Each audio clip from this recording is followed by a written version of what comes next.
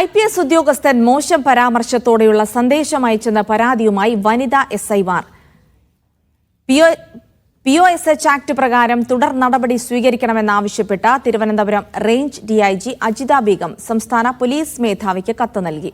Report നൽകി. സംഭവത്തെക്കുറിച്ച് വിശദമായ അന്വേഷണത്തിന് മെറിൻ ജോസഫ് IPSനെ ചുമതലപ്പെടുത്തി.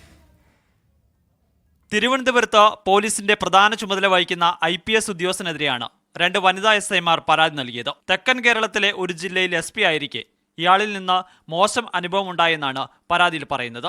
IPS ഉദ്യോഗസ്ഥൻ ഇവർക്ക് മോശമായ രീതിയിലുള്ള സന്ദേശം അയച്ചു. തുടർന്ന് ഇവർ റേഞ്ച് IG അജിത ബീഗത്തിന് പരാതി നൽകി. അജിത ബീഗം മെസ്സേജ് പരിശോധിച്ചു. പരാതിക്കാരുടെ മൊഴിയും രേഖപ്പെടുത്തി. ഇതിനുശേഷമാണ് പോഷ് ആക്ട് പ്രകാരം തുടർ നടപടി സ്വീകരിക്കണമെന്നാവശ്യപ്പെട്ട് DGPക്ക് റിപ്പോർട്ട് നൽകിയത്. സ്ത്രീകൾക്കെതിരായ അതിക്രമങ്ങളിൽ പരാതി പരിശോധിക്കുന്ന സെല്ലിന്റെ അധ്യക്ഷയായ മെറിൻ ജോസഫ് IPSനെ കൂടുതൽ അന്വേഷണത്തിനായി സംസ്ഥാന പോലീസ് മേധാവി രവാഡ ചന്ദ്രശേഖർ ചുമതലപ്പെടുത്തി.